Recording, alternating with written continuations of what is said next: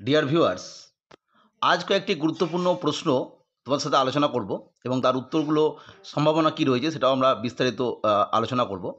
মূলত আমাদের যে ভিডিও ছিল আপার প্রাইমারি রিলেটেড, সেই সমস্ত ভিডিওগুলোতে তার যে কমেন্ট সেকশানে বিভিন্ন ধরনের কোশ্চেন এসছে, সেখানে যে মূল কোশ্চেনটা ছিল সেটা হচ্ছে ১ নম্বর, যে সেকেন্ড কাউন্সেলিং ডেট অর্থাৎ সেকেন্ড কাউন্সেলিং কবে থেকে শুরু হতে পারে, বা সেকেন্ড কাউন্সেলিংয়ের যে notice, second counselling regarding notice কবে আসতে পারে। ২ নম্বর হচ্ছে নন জয়েনিং ভ্যাকেন্সি, কারণ অনেকেই জেনে গেছেন বা বুঝতে পেরে যাচ্ছেন কিছু কিছু ক্যান্ডিডেট তারা কিন্তু রেকমেন্ডেশন লেটার নিয়েছেন কিন্তু জয়েন করবে না একদম কনফার্ম। তাদের সেই নন জয়েনিংগুলো এই ভ্যাকেন্সিটা কি সেকেন্ড কাউন্সেলিংয়ে গিয়ে অ্যাড হয়ে যাবে? ৩ নম্বর, হু আর কল ফর সেকেন্ড কাউন্সেলিং, অর্থাৎ সেকেন্ড কাউন্সেলিংয়ে কারা ডাক পাবে। এবং ৪ নম্বর, সেকেন্ড কাউন্সেলিং জয়েনিং ডেট, অর্থাৎ সেকেন্ড কাউন্সেলিংয়ের যে জয়েনিং প্রক্রিয়া সেটা কি আদৌ 31 ডিসেম্বরের মধ্যে সম্পন্ন হবার সম্ভাবনা রয়েছে, মানে সম্পূর্ণ নিয়োগ প্রক্রিয়াটা সেকেন্ড কাউন্সেলিংয়ে। এর বিষয়ে ডিটেলসে আমরা আলোচনা করব। তাই প্রত্যেককে প্রথমেই আমাদের এডুকেশন চ্যানেল শতভিসা এডুকেশনে ওয়েলকাম জানাচ্ছি এবং রিকোয়েস্ট করে রাখছি, এই ধরনের চাকরি সংক্রান্ত ভিডিও পেতে অবশ্যই চ্যানেলটিকে সাবস্ক্রাইব করে রাখবেন এবং যদি আজকের ভিডিও ভালো লাগে তাহলে অবশ্যই লাইক করবেন।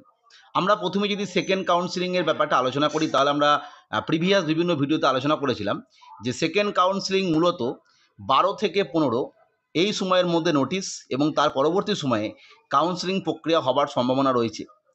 বর্তমান সময় পর্যন্ত এই তথ্যটাই পাওয়া যাচ্ছে যে সেকেন্ড কাউন্সেলিংয়ের নোটিফিকেশান, যেটা সেকেন্ড কাউন্সেলিং রিগার্ডিং নোটিশ, সামনের সপ্তাহে, অর্থাৎ এটা চলছে ফার্স্ট উইক ডিসেম্বরের, অর্থাৎ আজকে 4 ডিসেম্বর, ঠিক পরবর্তী যে সপ্তাহটা আসছে সেই সপ্তাহের মধ্যে এই রিগার্ডিং নোটিশ এসে যাবে এবং থার্ড উইক, যেটা 16 তারিখ থেকে শুরু হচ্ছে, সেই সময় কিন্তু সেকেন্ড কাউন্সেলিংয়ের যে কাউন্সেলিং প্রক্রিয়া সেটা হবে এবং সমস্ত সাবজেক্টেরই হবে। অর্থাৎ আমরা প্রিভিয়াস যেটা দেখেছিলাম দীর্ঘদিন ধরে একটা ফার্স্ট কাউন্সেলিং হলো, সেক্ষেত্রে অত লং প্রসেস হবে না, কারণ আমরা বুঝতেই পারছি বিভিন্ন সাবজেক্টের ক্ষেত্রে ওয়েটিং লিস্টের সংখ্যা, যে ভ্যাকেন্সি যেটা রয়ে গেল, যেটা অ্যাবসেন্ট বলুন বা মাল্টিপল চয়েস ক্যাটাগরি থাকার জন্য অ্যাবসেন্ট, যাই হোক না কেন, সেই সিট সংখ্যা কিন্তু সব বিষয়ের ক্ষেত্রেই খুব বেশি একটা তা নয়। পিওর সায়েন্স, বায়ো সায়েন্সের ক্ষেত্রে অনেকটা বেশি, কিন্তু অন্যান্য ক্ষেত্রে হয়তো দেখা যায় সংস্কৃতের ক্ষেত্রে খুবই একটু কম রয়েছে। যাই হোক, সেকেন্ড কাউন্সেলিং কিন্তু ওই থার্ড উইক থেকে ফোর্থ উইকের মধ্যে, থার্ড উইকের মধ্যে আশা করা যাচ্ছে শেষ হয়ে যাবে। এবার প্রশ্ন হচ্ছে যে নন জয়েনিং ভ্যাকেন্সিগুলো কি এই সেকেন্ড কাউন্সেলিংয়ে অ্যাড হবে? এই বিষয়ে আমার একদম স্পষ্ট মতামত, first counselling first phase Bengali মিডিয়ামের যে কাউন্সেলিংগুলো হলো, আশা করা যাচ্ছে সেই বেঙ্গলি মিডিয়ামের যে সাবজেক্টগুলো ছিল সেগুলো কিন্তু কোনোভাবেই এই কাউন্সেলিং প্রক্রিয়ায় নন জয়েনিং ভ্যাকেন্সি হিসাবে অ্যাড হবে না। এটা আপনি 100% নিশ্চিত থাকতে পারেন।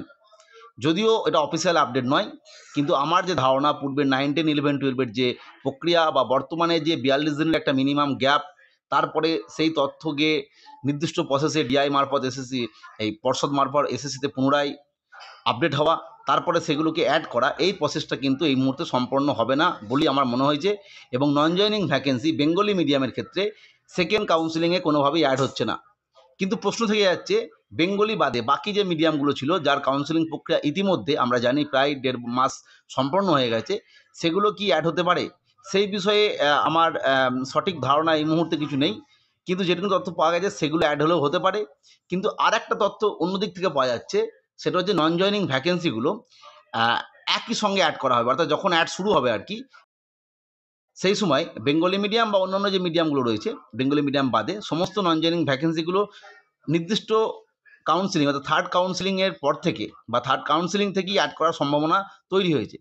ফলে বেঙ্গলি মিডিয়ামের ক্ষেত্রে তো অ্যাড হচ্ছে না, এটা কনফার্ম, এবং অন্যান্য মিডিয়ামের ক্ষেত্রে নোটিফিকেশান না আসা পর্যন্ত আমাদেরকে অপেক্ষা করতে হবে। নেক্সট, যেটা হু আর কল ফর সেকেন্ড কাউন্সেলিং, এটা আমরা খুব সহজেই বুঝতে পেরে গেছি। যারা পরবর্তী ক্ষেত্রে ওয়েটিং লিস্টে নাম আছো পরপর করে নির্দিষ্ট সিরিয়াল নাম্বার অনুযায়ী, সেক্ষেত্রে যে ক্যাটাগরির যতজন ভ্যাকেন্সি তৈরি হলো, সিট চয়েস হলো না, অ্যাবসেন্ট থেকে গেল, সেই সংখ্যক ক্যান্ডিডেটকে কিন্তু পার্সোনাল টেস্টে ডাকা হবে, এর বেশি সংখ্যককে ডাকা হবে না।